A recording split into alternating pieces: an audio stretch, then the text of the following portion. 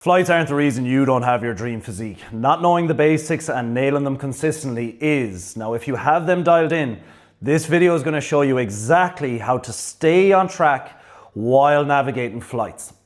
I need to show you a proof of concept first. Nico is a guy that came to me who was overweight, not a lot of muscle mass, working in aviation, so 4 to 6 flights a week.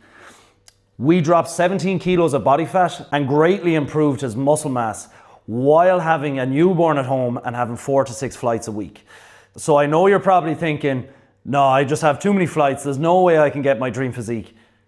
I don't even need to say it. You can see it for yourself. Nico is proof. No matter how many flights that you have, you can get your dream physique. It's just having a system that will work for you when you're navigating these flights. So of course, let's just assume here we've got our basics nailed. We understand nutrition, we understand energy balance, we're consistently practicing these things. Oh, there's a flight. Oh no, I can't keep applying these things when I'm on my flight.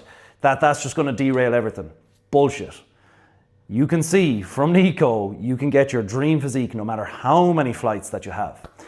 So there's different hauls of flights, short, medium and long haul, and we've got a different protocol for each, okay? So for short haul, we want to make sure that we're not eating a single thing on that plane because there is zero need for you to eat anything when you're on that plane journey. All you need to do in that scenario is have a highly satiable, high protein, medium calories meal before you get on the flight. Maybe bring a protein drink with you for the flight if you're starting to get a bit peckish, because we got to remember, protein is so satiating. That's probably the biggest factor for it when somebody's on a journey of losing body fat. But obviously it helps with repairing muscle and building muscle tissue as well. But the biggest thing is satiation. It's going to keep you full. It's the most satiating macronutrient. It takes the body more to break it down. Hence, it'll keep you more satiated.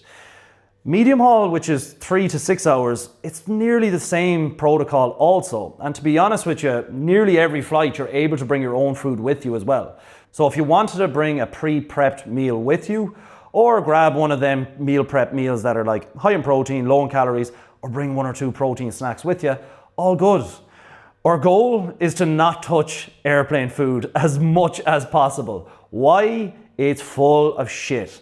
Okay, to make it anyway digestible or satiable, they fill it with oil and butter. It's horrendous. It's shocking.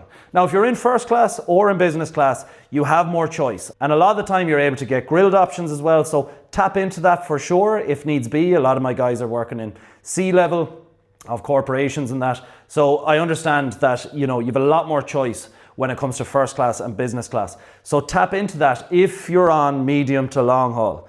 If you're not, don't even look at it if you're in short haul, because your goals are more important than having that bit of shit food on the airplane, because it is shit. It's crap. It's horrendous. It's so bad the way they make it.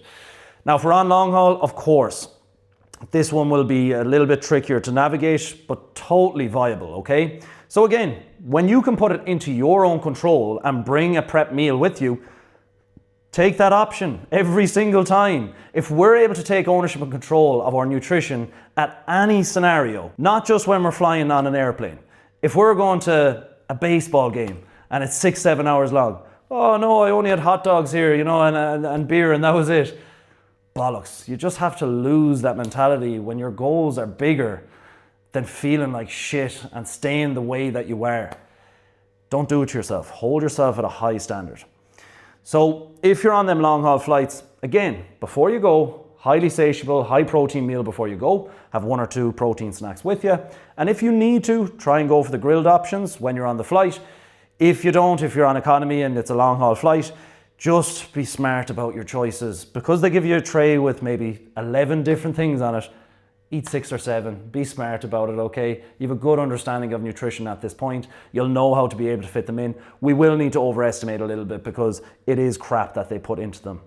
Now, big point that I tell everybody that's on the team when it comes to flights. The first thing that you pack in your suitcase is protein powder, okay? It's not just a bro thing or anything like that. It's just we all have protein targets that we're looking to hit every single day. Nothing's as handy as a protein powder. You have it there, you mix it with water, boom, you knock it back. 2 scoops, 50 grams of protein, 240 calories. It's more for the satiation. It's more to make sure we're hitting our protein target daily. If you've got a dream physique and you're not hitting your protein target, you will not get that dream physique. That's an absolute fact. because it helps with muscle reparation and at least retain a muscle or building muscle as well. But the big thing is satiation over everything else, because then if you're in a different country as well, and you've got maybe a lunch and you've got a business dinner as well later on, and you might need to have 1 or 2 drinks at it as well. Earlier on that day, you could have 2 scoops of protein, 50 grams there. Before you go to bed, 50 grams there, that's 100 grams. Most people have another 50, maybe 70 or 80 grams after that. Make life easy for yourself.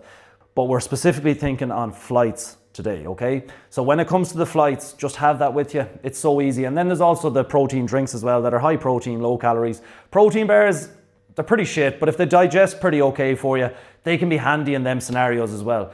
But I've seen people as well in sea-level roles that would have 2 or 3 of them on flights. The digestion would just go into the absolute swan. I wouldn't advise on doing that. Always go for options that are digesting well for you. But we've solutions now for every situation when it comes to short, medium and long haul flights. Now, water retention is a massive factor when it comes to flights because of the air pressure, potentially some of the sodium that you're having on the flight as well. So the big thing is hydration, and this also bleeds into satiation as well that people forget about. Our stomach is a vacuum. If we're filling that with a 0-calorie hydrating water, make advantage of that. Use that to your advantage. Also, we obviously have a water intake needed to make sure that we're replenishing it daily as well. So usually for guys, it's like 4 to 5 liters daily. If you're getting enough water, you're probably not as hungry or as gullible to just eat some of the shit that's on that flight as well, even though you don't give in to that because you set high standards for yourself. Electrolytes, extremely important, okay? So to make sure that we're getting hydrated correctly, we got to make sure that our electrolyte balance is in check as well. Now, the water retention protocol that I do with my guys, if they're experiencing high water retention, what we will use is vitamin C and dandelion root. So the day, just when you get off the flight, that night, you would take 3,000 milligrams of vitamin C, you would take 1,500 of dandelion root as well. The next day then as well, you will take 2,000 milligrams of vitamin C and 1,000 milligrams of dandelion root. I know you may have another flight that's close to that as well, but I have some guys in the team that just experience ridiculous water retention, and I don't want you to hyper focus on the scale weight as well around this time. I know it can be difficult, but a lot of the time you're just holding on to water from the flights. So don't wreck your head with that. Don't get off the flight and just jump on the scales and go, oh my God, I went up 3 kilos. If your protocol is in place and you're making smart choices, like what we're talking about when it comes to the nutrition around your flights, you will stay on track. It might just take a couple of days for that water to pass through the system. The body will level out. It does like to find a state of equilibrium. It's just been thrown off a little bit by the flight as well. Okay, so the big thing that I want to get across here is we cannot use it as an excuse when there is flights. Nico is prime example. It'd be difficult to have as many flights, 4 to 6 flights a week. A newborn at home, got into his absolute dream physique, lost 17 kilos of body fat, but gained 4 or 5 kilos of muscle within that time as well. That's another topic as well when it comes to how to train in different countries or whatever might happen in that scenario as well. The big thing that I wanted to get across here today was to show you that it is possible to get your dream physique even if you're flying a ridiculous amount of times. We don't want to just bleed into the small-minded mentality of, oh, well, I'm flying so much, so it's easier for other people. They don't fly as much as me. Doesn't matter. Again, pictures. Words don't matter as much here. You know exactly the situation that Nico was going through and what was in front of him and what he's achieved. So we just can't use that as an excuse. So once your basics are dialed in, you're really on point with them. You're making progress within that as well, and you're able to see the progress. Flights aren't roadblocks. Yes, there are little bits of obstacles. Once we know how to navigate them, then we're at least always holding progress within that time or truly pushing on towards your goals as well. It is completely achievable for absolutely anybody. It's about the mindset to begin with. Not just letting it be, no, I can't make that progress, I've got so many flights. We need to break that mentality. I have a complete understanding of the basics and I'm seeing the progress within that. Okay, this flight now, this is a learning lesson for us. Can we navigate this? Of course we can. Once there's enough communication and understanding around the situation and applying yourself with what we've been talking about on this video, you can still reach your targets. So although one flight isn't going to be the make or break towards your physique, it is the basics that are going to truly get you there. If you're flying consistently or even semi-consistent, this is to show you how you can navigate it and still get your dream physique. If any of this resonated with you and you want to have a chat with myself, just click the link in the bio. I'd love to have a chat with you, but I hope that you got value on this. The main message that I'm trying to get across is you can make progress no matter what your scenario is. You just need to have the plan and system in place to make sure you can get there.